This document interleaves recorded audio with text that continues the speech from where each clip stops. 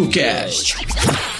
Eu venci! Eu jamais vi um ninja assim. Os habitantes do mês estão de olho na Terra. Venha me enfrentar! Já estou enfrentando. Será muito fácil acabar com você. Ouça bem, Jaspion. Você tem a missão de defender a paz deste universo.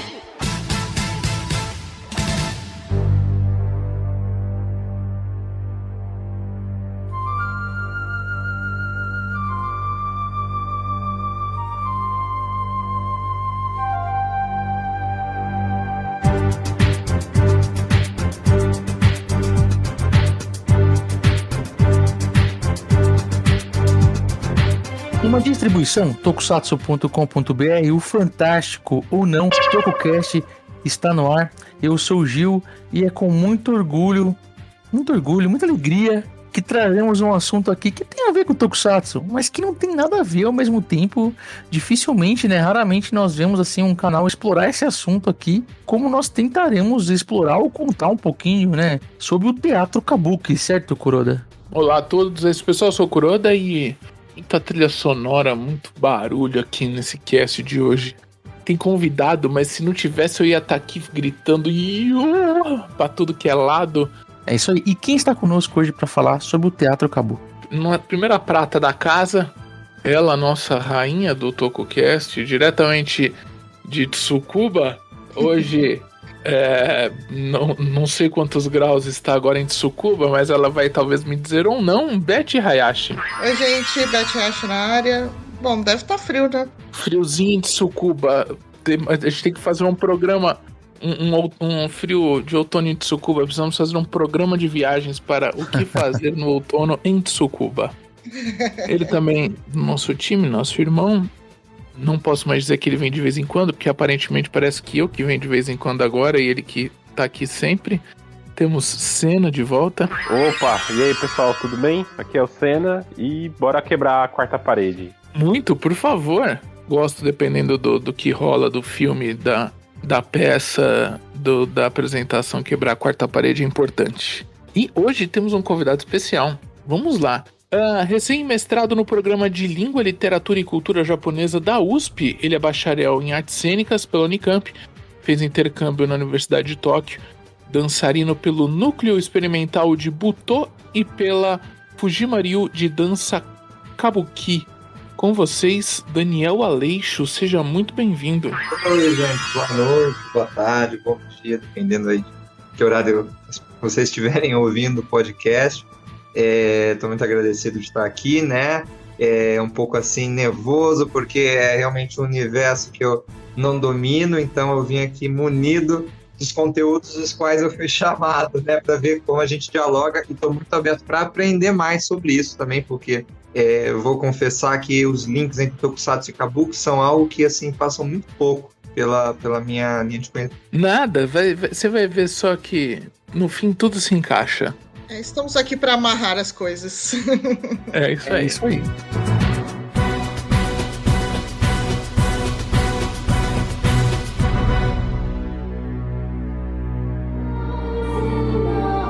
Fundada em 1961, a Companhia Fujima mantém a linhagem do estilo Fujima no Brasil. A tradição familiar das professoras mantém aceso o entusiasmo com que praticam e ensinam o Kabuki às novas gerações.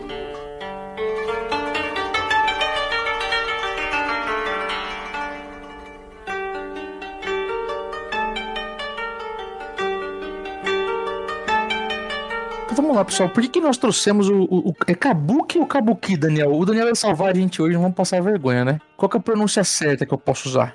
Pode falar Kabuki.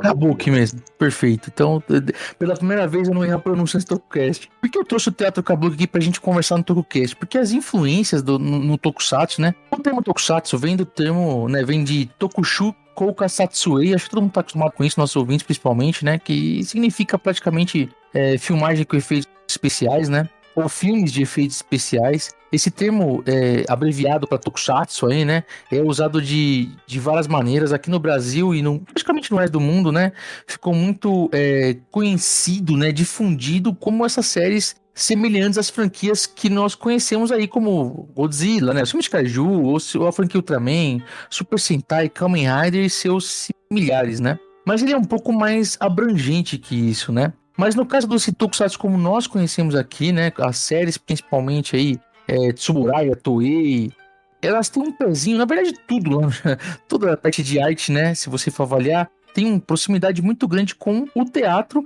e principalmente com o teatro kabuki, né? Dentre tantas influências que o tokusatsu tem, essa é uma das principais, né? E não é apenas o fato de tokusatsu nós vermos atores com rosto pintado ou com interpretações um pouco mais, como é que eu posso dizer, expressivas, mas tem, acho que como um todo ali tem também uma influência visual também, acho que podemos dizer dessa forma, né? E o kabuki, assim, pra gente poder começar a conversar sobre o kabuki aqui, ele é uma arte que ela é secular, né? Ela existe há muito tempo no Japão, e há muito tempo mesmo, né? E ele, assim, ela existe até hoje sem mudar muito o formato, né, gente? Mas ela, desde quando ela foi criada, e a gente tá falando ali do, 1600 e pouco, né? Inclusive, até quando começou, quando o kabuki era só feminino, ela é uma arte que no conceito em relação a como ela funciona para atuação, vestimenta, ela mudou pouca coisa, né? Na verdade, né, o kabuki ele realmente é muito antigo, né? Lá de 1603, então façam as contas aí.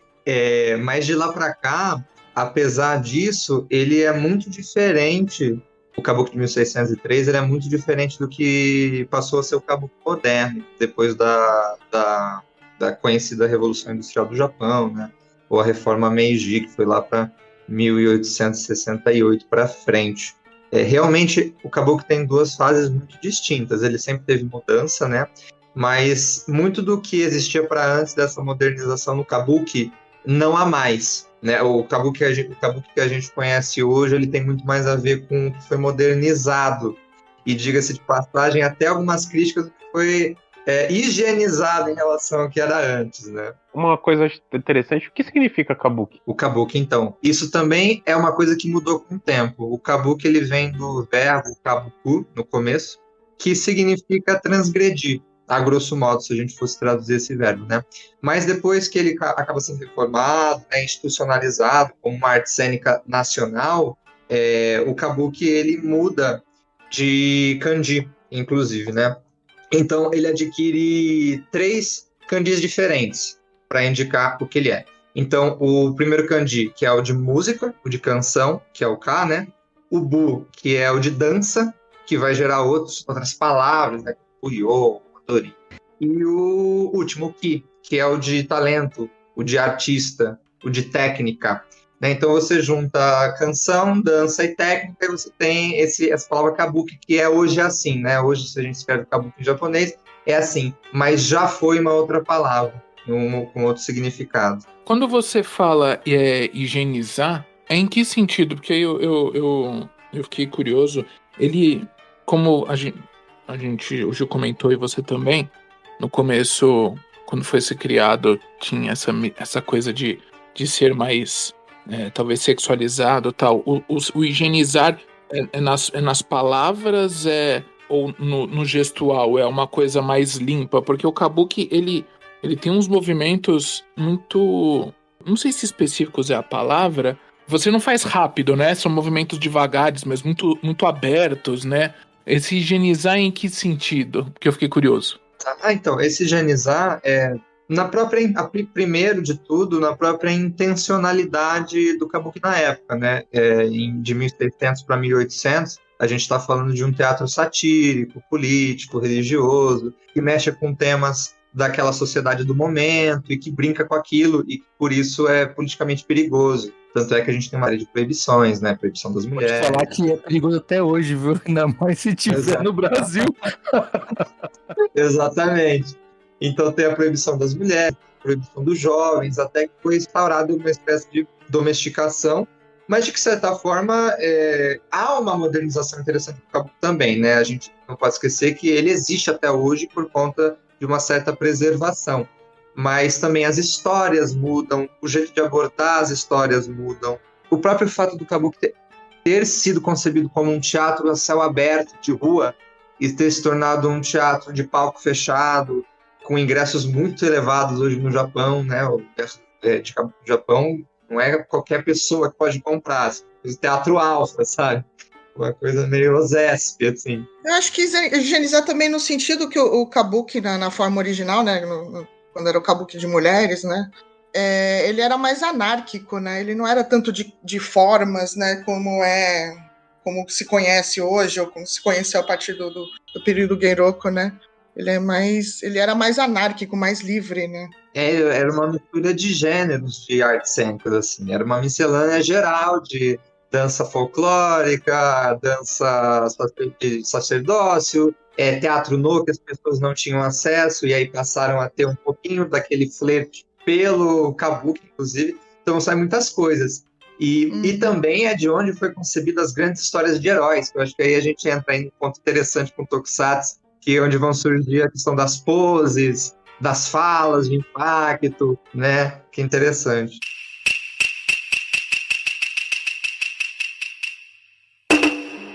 E, gente, quem proibiu as mulheres de exercer ali a atividade do teatro kabuki, isso aconteceu no Shogunato Tokugawa, né? Isso também ali no mesmo época, em 1629, 30, né? E foi banido por ter se tornado ilegal a aparição de mulheres no palco, porque tinha uma correlação com prostituição. E aí a hipocrisia da época ali, porque a gente sabe que isso é uma prática, uma atividade, uma profissão, não vou entrar muito nesse detalhe aqui, é uma das mais antigas do mundo, né? E aí eles proibirem a mulher, pelo que eu entendi, tem a ver com isso. O kabuki foi proibido para mulheres, depois para homens jovens, né? Porque as pessoas gostavam muito, né? Durante muito tempo, a classe samurai, eles iam escondidos assistir teatro kabuki, porque realmente era uma coisa que não era bem quista. O teatro no geral, né? Gente, até o Japão ter uma constituição, até o Japão ter uma classe civil, a classe artística não era considerada parte da sociedade. Então, qualquer pessoa que pertencesse a qualquer classe considerada artística, na verdade, nem fazia parte da sociedade. Não era um nicho. Teve uma época em que chegavam os daimyos, né, os senhores feudais, iam ver um kabuki, assim. E aí falavam, nossa, que moça bonita aquela que tá dançando, quero conversar com ela depois. Aí eles iam fazer tudo que tinha a fazer com elas, e aí teve a proibição, né, das mulheres de continuarem atuando. E aí colocaram, agora só vai poder homens jovens dançar, não vai poder mais mulheres. E aí então chegava o daimyo, o senhor feudal, falava, nossa, que garoto legalzinho, quero conversar com ele depois. E aí dava na mesma. Então o shogunato proíbe mais uma vez o kabuki para determinada idade. E a partir daí a gente tem o kabuki como é concebido no teatro até hoje, que são homens maduros, né, que estudam durante anos e tudo mais. No entanto, o engraçado é que até hoje no Japão, as escolas de dança kabuki, aqui no Brasil também, a própria Fujimari, aqui de São Paulo, são todas coordenadas por mulheres. Porque, apesar de ter sido proibido, quem detém o conhecimento das coreografias são as mulheres. Então, elas não se desvincularam do kabuki. Só o homem encena, só o homem atua, mas a mulher pode dirigir, escrever, pode trabalhar ali, dirigir, produzir tudo, uma peça de teatro kabuki. Hoje em dia o que existe o Teatro Oficial de Kabuki, que é o Kabuki Tesouro Nacional, que é onde a gente vê as filmagens, os grandes atores, aquele é predominantemente masculino. Mas fora dele, as pessoas aprendem a partir de escolas de kabuki lideradas por mulheres, que, no entanto, possuem um chefe de casa, que é o iemoto, que é um homem. Só que todo o sistema pedagógico do kabuki está vinculado às mulheres. Isso não tem jeito. O que é tristemente risível a gente pensar, né, como ainda é um retrocesso estar nesse tipo de patamar, o kabuki, assim, o nacional, né? E são muitos estilos, né? E nenhum estilo permite que a mulher atue. Do nacional, não. O teatro, a arte cênica do kabuki oficial não permite. O kabuki oficial, entre aspas, né? Digamos assim, né? Que é o que todo mundo vê, né? O que tá nos teatros, enfim. E é esse que é considerado patrimônio da Unesco, pela Unesco, né, hoje, né? Patrimônio intangível, tem uma coisa, tem uma nomenclatura específica, né?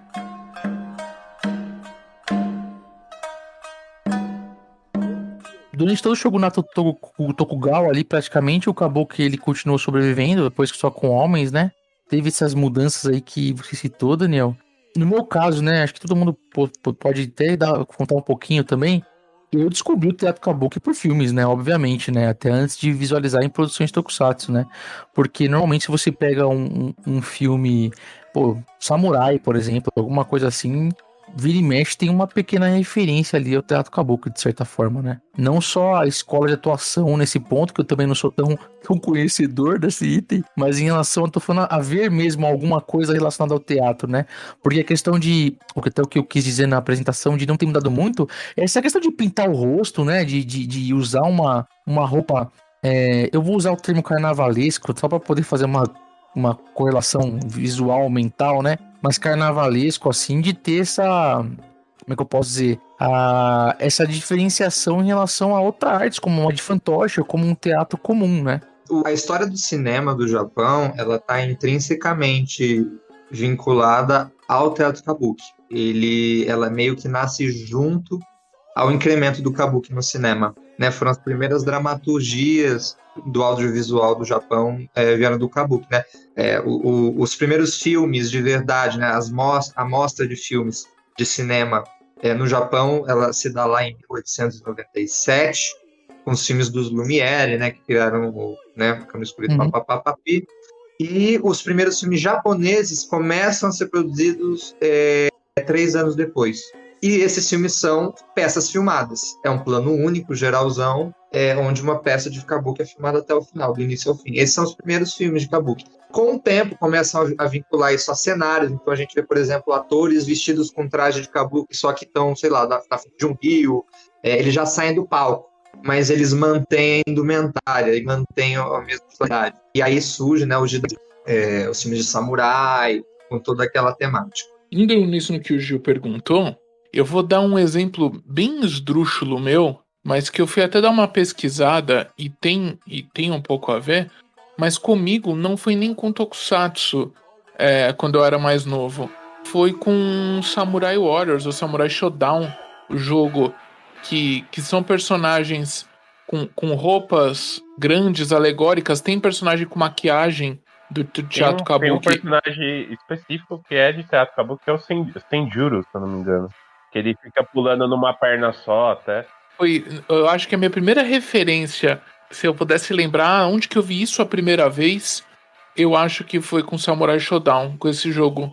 Ele é uma referência. Samurai Shodown, ele é bem isso, né? Com cenários, com desenhos, com... As pinturas do rosto do E-Honda também são referências a Kabuki. Se for, eu começo pro Street Fighter, então. Mas faz sentido. É a mesma coisa que o Kuroda, porque eu tava lembrando desse personagem específico, né? Porque ele é de Kabuki, né? Eu falei Senjuro, mas é Kyoshiro o nome do personagem, né? E ele faz as poses, ele põe a mão na frente, assim, né? Ele usa uma lança pra lutar e tal. É a primeira lembrança. Eu tive o primeiro contato por causa de uma novela da NHK chamada Musashi. Passou em 2003 e o protagonista é um ator de kabuki muito famoso. Inclusive, ele vai assumir até agora, está assumindo agora em novembro, o nome principal do kabuki, que é o Tanjiro Ichikawa, né? E por conta dele eu acabei pesquisando e me tornando fã de kabuki. Eu, inclusive, consegui assistir, quando eu fui para o Japão, uma peça lá no Kabukiza, que é o principal teatro que fica lá em Tóquio. Então eu tenho um contato, assim, bem próximo. Esse Kabukiza, ele é o teatro mais antigo, não é? Ele é o principal. Ele já foi reconstruído algumas vezes, inclusive a atual construção é bem recente, porque ele já foi destruído por terremoto. Aí também ele teve que sofrer adaptações, tal, também por conta de proteção a terremotos, tal. Nas minhas pesquisas, até, se o Daniel me corrigir se estiver errado, ele foi construído em 1924. E aí eu tava pesquisando, né? Falei, pô, deixa eu entender um pouquinho aqui. E até quando você for de vestimenta, tudo, eu tava lendo que quando ali acabou o shogunato, e aí, né, o Japão começa a mudar, né? Na era Meiji, o Japão começa a ter a influência ocidental, né? Tentaram de alguma forma influenciar o kabuki, mudar o kabuki, mas os próprios atores, as próprias pessoas que promoviam essa arte não deixaram acontecer. E é por isso que ele se manteve tão tradicional até hoje, né? Não deixaram ter essa influência ocidental aí no fim, né? O começo da era Meiji ali, praticamente. Então, aconteceu que o kabuki ele sofreu uma série de mudanças, assim, bastante significativas, né? ele foi uma tradição transformada. Então, tem essa questão. Você vê uma peça de kabuki e você vê uma coisa totalmente diferente com qualquer outra dramaturgia ocidental. Isso é uma verdade. Mas não significa que o Japão, ele de certa forma, não cortou, não cerceou algumas coisas para que aquilo ficasse, de alguma forma, fizesse sentido para a sociedade daquele momento. Tem até um textinho muito legal de um escritor que chama Yuki Mishima, é um discurso que ele deu no Teatro Nacional de Tóquio, na fundação desse teatro, chama Flor do Mal, que ele fala sobre todo esse processo de mudança do kabuki, assim. Para quem tiver interesse, inclusive, tá no site do Japonismo, da Kakao Ideguchi, inclusive. Eu escrevi um pouco sobre esse discurso. Mas houveram essas mudanças estruturais dentro do próprio teatro e também no sistema de atuação, né? Mas você tem razão quando você alude de que ele realmente não tem traços assim de uma dramaturgia do Ocidente. Isso realmente é uma verdade.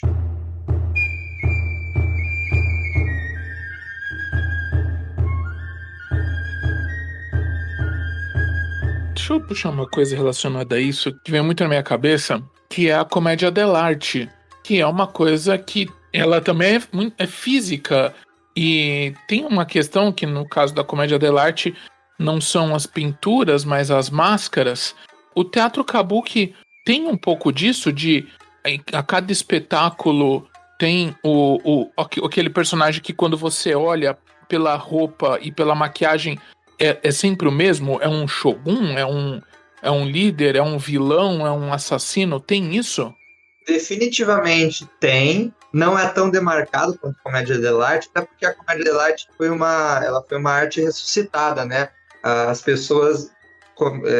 ela existiu, né? Mas ela morreu em um certo momento e depois ressuscitaram ela. Então, o que a gente sabe de comédia dell'arte hoje são suposições de método do que seria a comédia dell'arte. Mas no kabuki tem isso sim, tem muitos personagens tipo, que vocês estavam falando aí dos personagens de maquiagem, eu estava tentando pesquisar para ver se eu conseguia pegar alguma das referências, porque no kabuki é muito marcante, por exemplo, dependendo da cor da maquiagem, você sabe se é um personagem bom ou mal. Dependendo do traço, você sabe se é um herói ou se é um vilão. Você consegue, como o kabuki ele é um teatro muito gestual, ele não é psicológico, né? Não tem aquelas coisas do teatro falado, romântico, Shakespeare. Então, tudo é a base do que é feito fisicamente e do que é feito esteticamente, né? A gente está falando do corpo, eu pensando em Tokusatsu, eu penso também nos trajes, né, que se usam. Acho que muitas vezes não dá para ver o rosto do personagem, se ele está com uma máscara, com um capacete, então você vê o movimento que ele faz. Aquilo indica raiva ou, sei lá, ambição, coragem, né? Tem essas questões. Bem lembrado. O gestual, verdade. O gestual é tudo, né? Inclusive, começando a fazer já alguns links, né? O Tokusatsu traz muito disso. Claro, não tanto, acho que quando a gente fala do começo do Tokusatsu ali, né? Godzilla, também. Quando a gente fala do começo do Tokusatsu, eu já pensei em Godzilla, né? Que é o marco zero ali, praticamente. Mas se você pega outras séries ali, das produções de super-heróis, principalmente, né, desse período, todas têm essa questão da pose, né? A pose é muito importante, e a pose é muito importante para a cultura japonesa, ali, pro cinema, pra TV, muito por causa do kabuki, né? Posso lhe fazer essa ligação, né, Beth? Acho que a principal influência do kabuki no Tokusatsu é a questão da pose mesmo, da pose dramática. A pose e se apresentar, né? A pose e a apresentação, É que a gente chama nos percentais do roll call, né? Mas... Sim, exatamente. Mas desde os primeiros heróis, né? Sei lá, Kikokami, National Kid... Nas peças são feitas num momento específico, mais, né, dramático. Acho que a própria influência da música também, né, Beth? As composições ali, musicais pra kabuki, né? Como é que chama aquelas duas madeiras que batem uma na outra? Nossa, eu esqueci totalmente. Esqueci também. Eu sei que, por exemplo, eu tô usando essa... Porque elas são importantíssimas, porque elas servem no kabuki para marcar, né, como o ator vai fazendo, né, o crescendo do movimento, quando ele vai parar, fazer a pausa, colocar, né, fazer a pose exatamente, vai marcando toda a movimentação do ator. Então é importantíssimo. Eu cheguei a ver cenas e que não era só isso, né, e que o pessoal, os músicos também, às vezes dependendo do andar, então a cada passo batendo junto, né? Sim, exatamente. Na saída também, que tem, né, essa saída que o Daniel mencionou de sair pulando, né, também é marcada por esses... Ah, é mais legal. É mais legal. É o mais legal, né? É a mais legal. Eu amo essa parte. É legal falar poses, que as poses são uma coisa extremamente importante, porque... Sim, é um momento fundamental, né, na peça. Porque é o momento que o público dá vazão a tudo aquilo que ele tá sentindo. Porque, assim, o kabuki, assim como tem, acho que muito disso no anime, é que você vai viver a emoção da iminência das coisas acontecendo. Então, o pré-batalha é muito interessante, além da batalha em si. E as poses, elas servem muito como esse lugar também. E dá pra ver muito dentro dessa mídia japonesa, coisas que vêm desse pré-momento que tá nas poses de kabuki. Sim, né? As poses são muito imitadas, né? A gente vê isso muito em anime. Não vê só em tokusatsu, vem anime, vem tudo, né? Mangá, vem muito disso, né? O autor do Naruto usa bastante, por exemplo, usando um anime famoso, né? Tem vários personagens que tem uma caracterização meio de kabuki. O Jiraiya, que é um dos principais. Até a maquiagem, tudo que ele usa. E é baseado numa peça, né, também, de kabuki. Tem um personagem muito famoso que chama Tokubei, no Japão, que também vira um sapo gigantesco no meio da peça. E o Jiraiya também é um personagem. O instrumento das madeirinhas chama Ryoshige. Tem tipo um alaúde, né, Beth? Também tem o nome, esqueci também o nome. Shamisen. Isso, que também usa bastante, né? Sim, é o instrumento principal, né? Junto com eu lembro muito. E assim, Daniel, até para curiosidade para você saber, né? Tem algumas séries que homenageiam muito, sabe? Muito. Tem umas que homenageiam só por cima, né? Tem umas que homenageiam muito. Tem um Super Sentai que a apresentação deles é basicamente uma apresentação kabuki. Shinkenger tem um personagem que era ator de kabuki. Que era ator de kabuki, né? E o Shinkenger também tem os Kuroko, né? Que auxiliavam, né, na mansão, né, do pessoal. Os Kuroko são os auxiliares também dos atores de kabuki quando eles precisam se trocar alguma coisa, mexer alguma coisa na roupa, né, fazer trocas rápidas. Né, esses assistentes vestidos de preto. Não podemos esquecer do Megaloman, Beth, que o Megaloman é Ultraman vestido pra kabuki. Vou te mandar uma foto, Daniel, pra você entender esse personagem, cara. Vou te mandar um WhatsApp pra você dar uma olhadinha. Que ele é Ultraman pronto pra uma peça já, cara. E existe o Kamen Rider Kabuki, que vem do Kamen Rider Hibiki, é isso aí, do Hibiki. É do filme do Hibiki, tem o Kamen Rider Kabuki. O Hibiki tem muita coisa, né, pega muito elemento da cultura tradicional. Né? Toda a produção, acho que vai botar um pezinho, talvez porque o kabuki se manteve tão... de novo, quando eu falo preservado, é mais na questão de vestimenta, né? Se manteve preservado nesse sentido, ele acaba mantendo a própria história do Japão em andamento ali, né? E aí, quando você vai fazer algo histórico, eu percebo que muitos diretores, produtores, não sei, muitos botam um pezinho lá no kabuki e até interpretações, né? Porque a interpretação, até a interpretação do comediante japonês, ela tem essa pegada esse elemento, né? De trabalhar muito com o corpo, né? Com movimento, com algo mais cartunesco, assim, que me lembra muito o próprio kabuki, né? Tem uma coisa dessa comédia física, né? Que isso tem até hoje no Japão, que é uma coisa que eu adoro, que vai para um lado, que é essa coisa de fazer zoeira com o corpo, de uma coisa às vezes mais escatológica. A gente, aqui no Brasil, ficou conhecido uma época os memes, mas era daquela brincadeira da biblioteca silenciosa, se você ria, você tinha que apanhar, acontecer alguma coisa. Isso ainda tem muito forte no Japão, que o cara tem que se ferrar, que é engraçado, que é talvez aqui uma época que tinha os Trapalhões ou os Três Patetas. Comédia física? O cara tem que se machucar pra ser engraçado. O Japão coisa ainda Três tem Patetas, isso. né? Também coisa muito. Exatamente. Não sei se é exatamente do kabuki, mas comédia japonesa tem muito disso. Tem falando de comédia, né? Se eu for pegar uma coisa próxima, o kabuki tem seus momentos de humor, com certeza.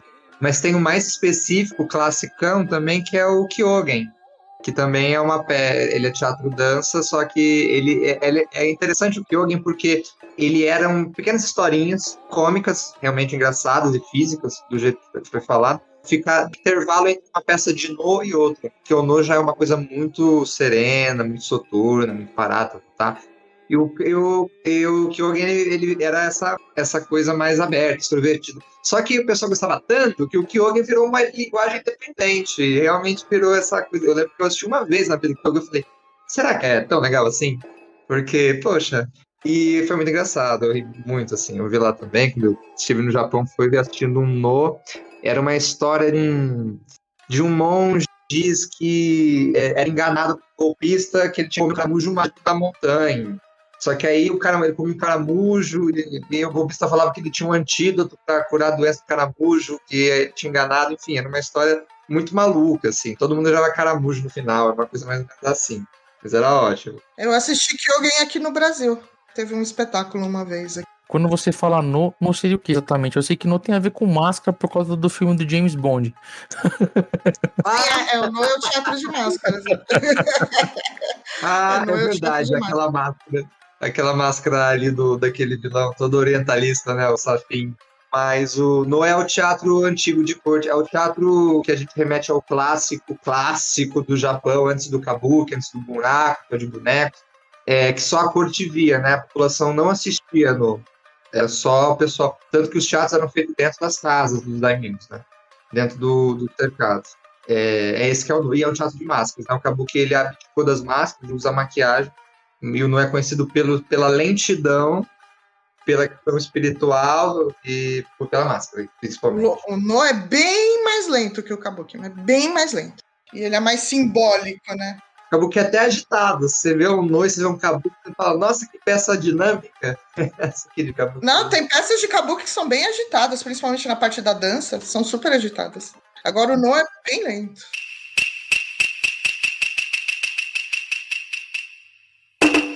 Tem uma coisa que eu não sei se isso é realmente verdade, que tem peças que duram horas, que eu não sei se eu ouvi dizer isso, não sei se é loucura, que é quase um dia inteiro, então, que com pausas, é realmente assim?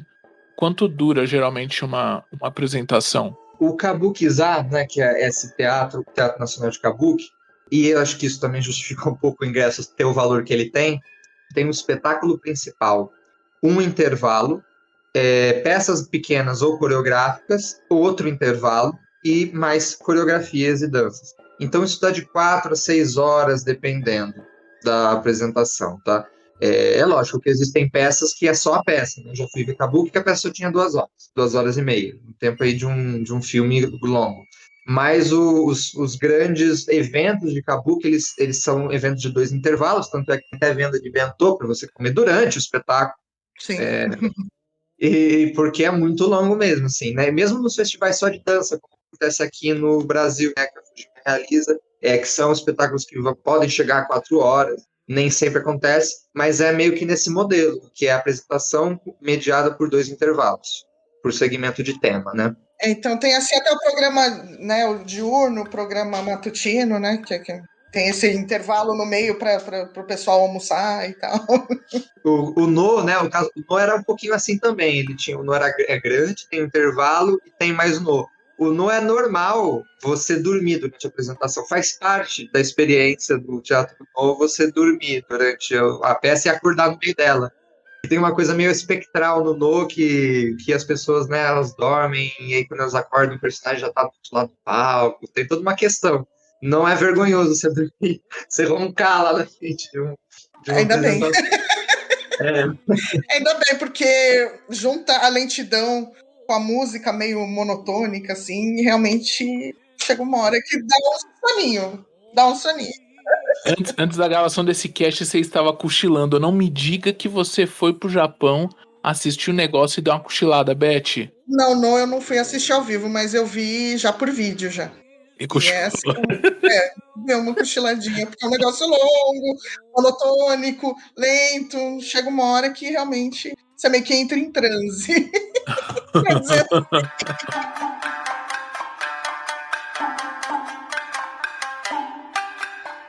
E vocês falam de No, cara, vocês falam de No e tal. vários tipos assim mesmo. Tipo, você tem um tipo de teatro que ele é mais caro, um que é mais barato, ou um que é mais, né, mais acessível ou não, ou um que ele é mais, por exemplo, só drama, ou ele é mais cartunesco no sentido mais caricato, não sei. Há essas diferenças assim, né, nesses estilos de kabuki? Se não for oficial, vai ser mais barato. Que o oficial, eu digo, se não for o Kabuki-za, ou se não for o Teatro Nacional de Do, depende muito da duração, depende muito dos recursos que eles têm. Você pode achar uma peça de No acessível, é possível, mas vai ser mais informal, né? Aí você pode até chegar a ver mulher no palco, pode acontecer. São escolas mais, vamos dizer assim, periféricas, né, do status quo do Kabuki. Coisa mais regional, assim, né? Tem umas coisas mais acessíveis. Bom, o Kabuki ele tem um grande concorrente. Na verdade, não é um concorrente, porque eles são linguagens complementares, que é o teatro de bonecos, que é o Bunraku. Eles nascem meio que quase ao mesmo tempo. O Bunraku E o repertório é bem semelhante também, né? E durante muito tempo, os teatros disputavam essa questão da peça de Bunraku, do boneco da peça de Kabuki. Eles tratavam e o boneco no Japão, né? Um teatro de boneco no Japão é uma coisa absurda de animacidade, assim, sabe? O boneco, ele é muito expressivo. Assim como o Kabuki, né? Para você ter noção, né, de como um teatro de humanos tem que fazer pau a pau com um teatro de gente, de boneco, de madeira. Pra ver como o negócio é forte. E eu, lembrando assim, quando vem à cabeça o Tokusatsu, quando vem à cabeça algumas das séries, quando vem até o próprio Godzilla, eu vejo que existe uma espécie de hibridismo entre esse corpo físico, esse corpo que é ator, esse corpo que é carne, e você vê muita questão do boneco também, né? Acho que tem os bonecos, tem, não sei, as maquetes, eu vejo muito essa questão de como eles conseguem, às vezes, conciliar um tipo de corpo com outro tipo de corpo, e que, para os japoneses, né, faz muito sentido, ninguém questiona.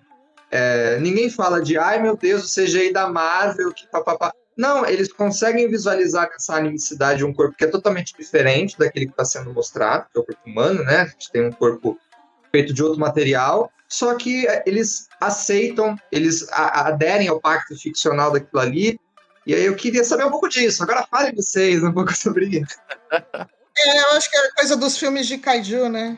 Coisa do Ultraman também, do Godzilla, né? E eu acho que de uma forma geral, enquanto ele falava, se todo mundo parar agora e botar na cabeça... Faz todo sentido, né?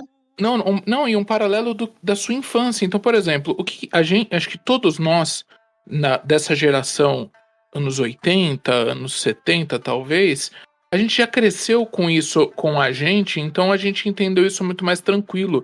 Porque o que vem na minha cabeça? Muppets, por exemplo. Então, sei lá, a Cocoricó, que a gente falou outro dia num outro cast brincando, mas a gente já se acostumou com ter as marionetes e ter essa coisa lúdica e enraizada na gente. Então, quando o Tokusatsu chega na nossa vida, eu acho que já é muito natural ver pessoas interagindo com bonecos, vilões, e a maioria dos vilões são bonecos, né? São fantasias. Você falou de Muppets e eu vou linkar o Muppet a uma franquia pouco conhecida, né? Que é Star Wars, né? Inclusive, a marionete mais conhecida, talvez, da cultura pop chama-se Mestre Yoda, né? Que, inclusive, é o mesmo cara lá dos Muppets, não é? Eu não sei se é o... boa pergunta, agora você me pegou. Eu não sei se é do mesmo da época. E o próprio Star Wars, de certa forma, também colabora com a gente nessa questão de estar acostumado, né? Com essa interação, né? Então, eu acho que agora, de um modo geral, por isso, eu acho que o Senna queria falar também, vou deixar ele falar, mas... Essa questão aí, o Sentai atual tem muito disso, né? De você não questionar o Dom Brothers, né? Tem personagens que têm estaturas totalmente diferentes, que são feitas de CGI. Já teve um pouco antes, mas pela primeira vez, realmente, nós temos um herói que é um que é de CGI... na verdade os dois, né? Os dois quando se transformam são de CGI, né? Sim. É que tem alguns closes que mostram a roupa normal, né? Mas na maioria do tempo, 90% do tempo, eles são de CGI. Mas então, eu acho que pra gente, de um modo geral, a gente sempre viu isso... Sítio do Pica-Pau Amarelo também. Sim, aí. TV Colosso. O brasileiro ainda tá acostumado, né? O brasileiro tá bem. Eu acho que. Eu não sei se era pra esse caminho a pergunta do Daniel, mas enquanto ele falava, eu fui pensando nessas coisas. Eu não sei se é muito nesse caminho da pergunta dele. Foi no geral, eu acho que agrega muita experiência de quem consome Tokusatsu há muito tempo. E, na verdade, foi uma observação que eu fiz mais do que qualquer pergunta, no sentido de, eu acho, nossa, que curioso, né, os japoneses, eles lidarem com essa mídia de maneira generosa, nesse sentido, mais do que, porque, por exemplo, hoje a questão da hiperrealidade é uma coisa muito vigente, né, no meio do cinema ou da série. A hiperrealidade dita-se uma experiência, vai ser boa ou ruim para as pessoas. Mas parece que o Tokusatsu é coisa mais generosa, sabe? São outras coisas que parecem mais importantes, assim, no meu ver leigo desse assunto. Quando a gente fala de Tokusatsu por ser... isso, eu vou falar dos programas em que foram difundidos pelo termo, assim, né? Às vezes você fala em Tokusatsu, tem filmes, tem produções que alguns fãs, principalmente brasileiros, que são mais complexos, Daniel, não querem acreditar que são Tokusatsu porque liga muito à memória familiar do que passou aqui e ficou difundindo como tal.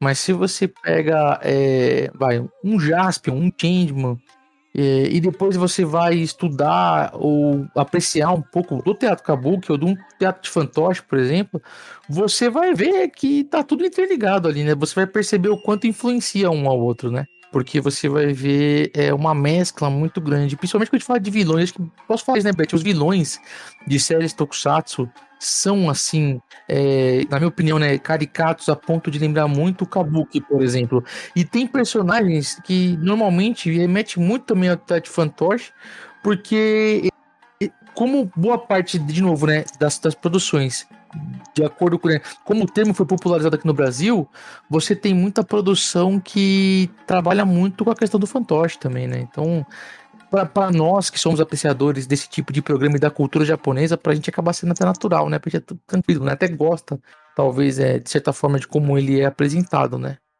Que essa coisa, né, do bunraku, do teatro de bonecos, serviu meio que de referência, né? E eu acho que por isso que os japoneses também se acostumaram tanto a aceitar essa forma, essas fantasias meio, às vezes, meio fora do real e tal. Acho que isso também ajudou a acostumar o público de lá. Mas, de qualquer forma, tem uma influência, assim. Eu acho que o que o Daniel falou tem todo sentido. Eu comentei aquela sobre Máscara, que até a gente falou do No, né? Por causa do filme do James Bond, Kyogen e tal. Mas essas máscaras, elas são usadas bastante, assim, no Kabuki, por exemplo. Ou Kabuki... Porque quando eu penso em Kabuki, eu penso totalmente em pintura, né? E na hora eu já penso no cara que... Né, o ator, né, com o rosto pintado, com a peruca. Eu tenho essa visão assim, né? Eu não visualizo a máscara, mas a máscara também é usada? Não, máscara não tem. Aí é totalmente ligado a esses outros teatros. Então, quer dizer, você tem o teatro que trabalha só com máscara, você tem o teatro só de... O teatro de fantoche, beleza, também existe no Brasil. E aí você tem o teatro Kabuki, o Kabuki é pintura. 100% ali da atuação tem o ator terá uma pintura no rosto. Sim. O Kabuki, toda peça de Kabuki vai ter a maquiagem de Kabuki, porque a maquiagem que vai indicar a emoção do personagem, a intenção do personagem. E o negócio, ele é tão maravilhoso que você vê o ator com a maquiagem e sem a maquiagem, tudo muda. A forma do rosto muda, as expressões, nem parece o mesmo ator. Você desacredita e enquanto ele está se apresentando, a forma também como ele levanta os olhos, as sobrancelhas e a boca formam umas imagens muito bonitas. E a cenografia, essa parte de ter um palco lá, escadinha, ele também alguma coisa sobre sempre ter uma árvore, um pinheiro, eu vou falar bonsai, porque sempre não é bonsai. Mas sempre ter algum elemento assim, ele é para todos ou ele também é um elemento específico de um kabuki em si? Porque eu infelizmente não tive a oportunidade de assistir. O que eu vejo é o que eu vejo em YouTube, pesquisando, né? E a maioria dos cenários que eu vejo sempre são cenários simples. É simples no sentido... Parece que estou até diminuindo o cenário, não é isso, né? Mas no sentido de não ter muita... como é que eu posso dizer? Para não ficar ficar idiota que eu vou falar aqui, mas Não, não foge muito do cultural, né, Padrão. Coda, né? Do padrão nesse sentido, né? Existe se eu não me engano, existe um modo de um palco padrão. Um quadrado grande, ou às vezes são duas passarelas. Tem algumas coisas assim, tem a passarela que é o Hanamichi, que se chama Hanamichi, que é onde os atores fazem a entrada e a saída. Nossa, gente, pegou cenografia, pegou uma área gigantesca e não dá nem tanto tempo de falar. Mas varia muito mesmo. A gente tem cenários que são só o grande telão, né? Porque o que está em foco ali é a dança, então quanto menos engodo, melhor para quem está atuando. Mas o Kabuki também tem cenários super suntuosos.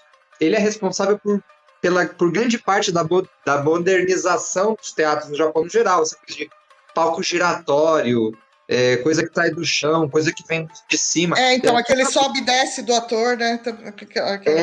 Vem do Kabuki. Tem uma peça ótima, inclusive era uma das que eu ia citar, que é o Musume Dojoji, que seria a princesa Musume, que ela virou um monstro dragão gigante, porque o monge que ela estava apaixonada a recusa.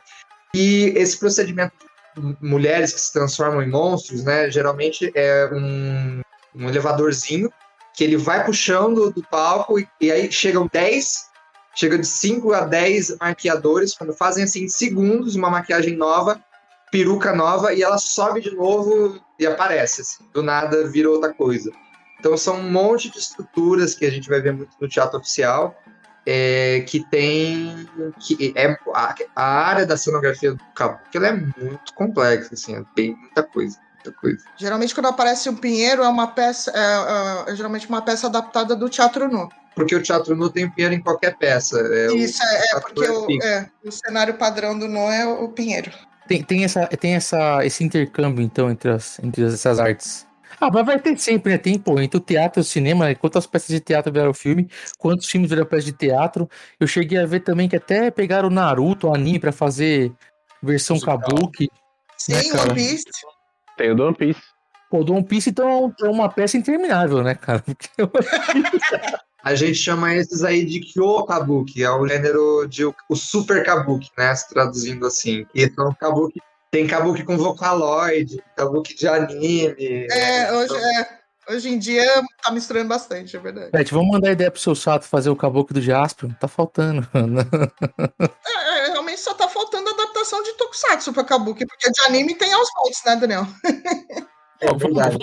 Vamos produzir aqui nacional. Já que não saiu o filme do Jaspion, a gente faz o Kabuki do Jaspion. Jaspion, filme em Kabuki. Aí, seu Sato, vamos salvar sua vida.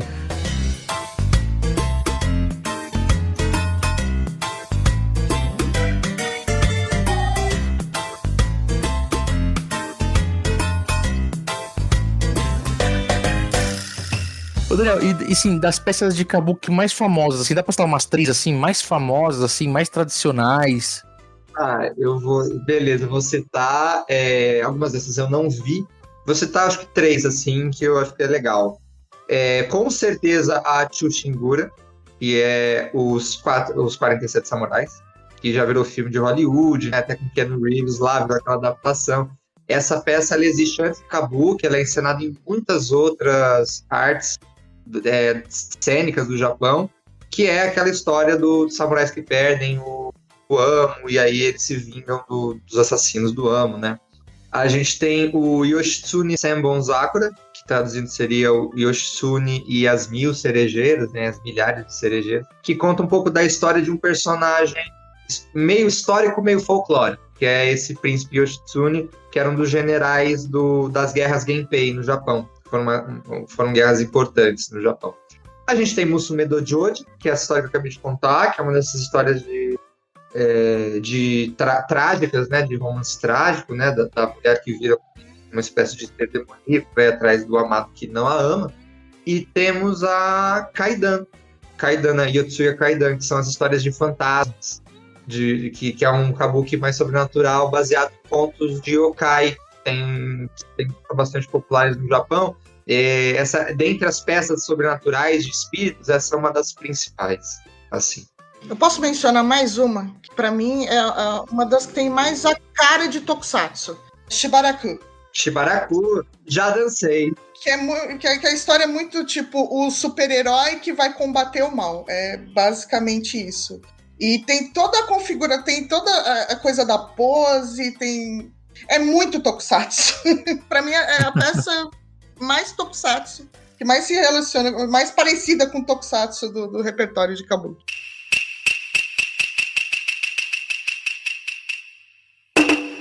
Isso aí, vamos pra fechar, vamos cerejinha do bolo aqui, né? Vamos tokusatsu, né? Porque quando a gente fala de tokusatsu, a gente, né, obviamente, quando vai pensar de novo, né, no começo, nas influências, né, dos shows, né, das séries, dos filmes, a gente pensa em Kabuki. E quando a gente vê alguma coisa de Kabuki em tokusatsu, você dá pra perceber na hora, né, principalmente pra quem conhece um pouquinho, né, Beth, dá pra falar, opa, isso aqui é uma influência de Kabuki, né, isso aqui tem um pezinho lá, né. E lembrar de episódio, assim, cara, o Kura vai ficar louco, porque eu sempre lembro de Kagen no Gundam, né? Vai hoje de novo. Mas tem um episódio muito legal que o Sonishiba tá apresentando uma peça de Kabuki lá no... Não sei aonde que ele tava pra poder salvar lá uma personagem e o Sonishiba tá bem pra caramba, inclusive. Pra mim ainda ficou... Eu ainda tinha muitas referências do Kamen Rider Kabuki. Eu lembro disso e lembro de... não tem como, tá tudo relacionado ao Shonen-O. Kamen Rider Hibiki. O Hibiki não tem como. Hurricaneer também tem muita coisa que lembra, né? Principalmente o roll call deles é Kabuki total. O Senna citou Shinkenger porque inclusive mostra até em alguns momentos o Ryonosuke, que é o Chicken Blue, inclusive... encenando ali, né? Atuando numa peça Kabuki, né? Ele era um ator e tem todo um drama, né? Que ele desistiu de ser ator pra acompanhar o super-herói, né? Aí, Daniel, esse cara aqui, coitado, esse aqui existiu, esse cara nessa série, ele estudou a vida inteira pra atuar, então Kabuki teve que largar pra salvar o mundo. E tem mais 2 episódios em Tokusatsu. Um passou aqui no Brasil, que é o Giban. O episódio 30 tem um monstro chamado Kabukinoid. Inclusive, ele faz o Uropô, né? Que é esses pulinhos, né? E a história também tem um pouco a ver, se bem que eu acho que é mais a ver com a dança tradicional japonesa, né? Que é coisa do pai e filho.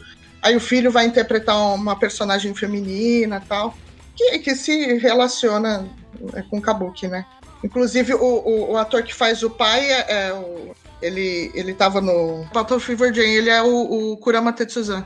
O ator, e esse ator, que é o Azuma Chionosuke, ele era dançarino de dança tradicional japonesa, né?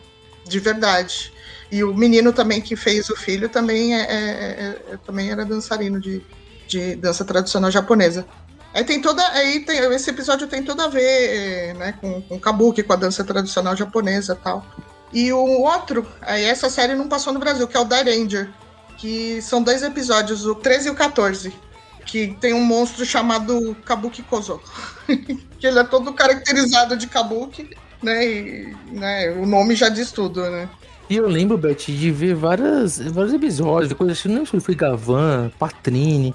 Eu lembro de ter visto, sempre tem algum episódio, alguma coisinha que tem um pezinho lá. É igual aqui no Brasil fazer alguma coisa que tem um carnavalzinho, né? Vai ter sempre, né? Um futebol, por exemplo, né? Faz parte da cultura, né? Assim, e a caracterização dos atores também, né? Sempre tem algum personagem com uma maquiagem semelhante, enfim... com uma impostação de voz que lembra. Sempre tem alguma coisa. Tem muita influência do Kabuki, né? Na cinematografia japonesa em geral, mas no Tokusatsu também, né? Lógico, tá cheio. E você lembra alguma coisa também, Senna, que você queira citar?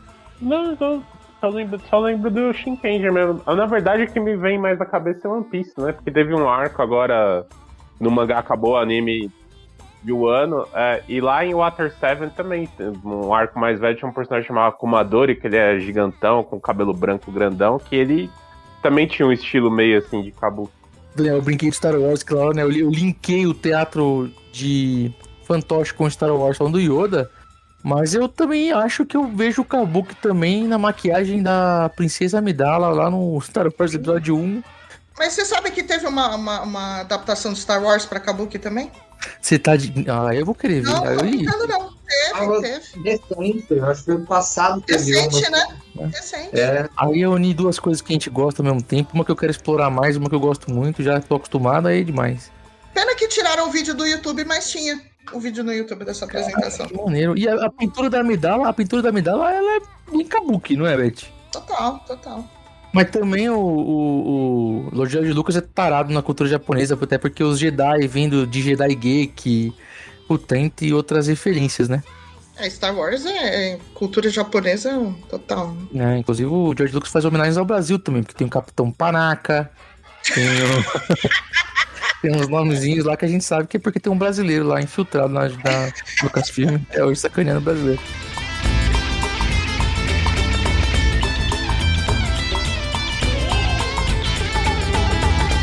Nossa, Daniel, muito obrigado por ter topado participar. Eu espero que pra você tenha sido bacana, que pra gente foi muito bacana. E, cara, acho que vamos voltar pra esse assunto de novo um dia, né, Beth? Hein, Kuroda, dizendo, porque... Com certeza. Olha, tem pano pra manga aí. Porque nós queremos trazer mais a cultura japonesa aqui pro nosso podcast, exatamente para os fãs aqui no Brasil que muitas vezes acham que é só chamar o robô e dar porrada, e não é bem assim, tem muito mais ali dentro desses programas e a influência de toda a cultura japonesa dentro desse tipo de herói que nós apreciamos daqui, né? E a gente quer pedir pra você deixar um jabá aí, fazer todas as propagandas possíveis sobre todo o seu trabalho aqui pra galera que ouve a gente. Poxa, gente, eu fiquei anotando, vocês iam falando dos nomes, eu ia vendo aqui do Kabuki Noid, os personagens, os episódios, pra não dizer que eu não vi nada, que com certeza a gente brasileiro, em algum momento, ele se deparou com o Tokusatsu. Em algum momento da vida dele. Isso aconteceu. Eu assisti durante um curto período de tempo Ryukendo. Tá dentro da área. Ou você tá. Super dentro. Porque na época dava pra assistir fácil. Eu lembro que passou até na TV, se não me engano. Sim, passou na Rede TV. Era. E era isso, né? Então eu como eu tenho esse pedacinho, então esse pezinho aqui nesse assunto, né? Bom, quem quiser saber mais um pouquinho sobre o trabalho, né? Eu sou ator, pesquisador e dançarino, né? Várias frentes, mas principalmente dentro da cultura e contracultura japonesa. Então meu Instagram é Daniel RF Aleixo, com X, né? Podem me encontrar também, eu e meus trabalhos, na página do Núcleo Experimental de Gotô ou no da Fujimariu. E lá eu sempre posto eventos que eu vou fazer e tal. E é isso. Eu acho que eu posso falar no momento, né? Não, mas tá ótimo. E fica pra vocês seguirem aí que tá ouvindo a gente e conhecer mais sobre essa arte, sobre esse trabalho que o Daniel faz, que é muito legal. E de novo, você que foi de Tokusatsu, gente, vem com a gente, né, Beth? Vem com a gente pra aproveitar melhor a cultura, né? Vem com a gente nessa loucura. Essa loucura boa. É isso aí. E pra fechar aqui, Senna, nosso Twitter. Nosso Twitter é @Tokusatsu. #ChupaToei. É isso aí. Eu não vou fazer muita propaganda do Ko, mas qual que é o nosso Ko, Kuroda? Não vai falar do Ko? O nosso Ko também é @Tokusatsu. Então, por favor, agora a Toei vai chupar 2 vezes e se quiser a gente vende aí o Ko por uns bitcoins. A gente tem que pegar os outros Kos falando isso, né? Eu ia fazer uma hashtag específica pro Ko, mas deixa pra lá. Beth, e olha, o nome do nosso grupo é o nosso site, é fácil. Qual que é? Fala pra galera. www.tokusatsu.com.br. Ficamos por aqui, né? Com esse maravilhoso podcast, esse maravilhoso episódio do Tokucast de hoje. É isso, galera. Muito obrigado por nos ouvirem até aqui. Um grande abraço e fiquem com o Edinho. Adeus!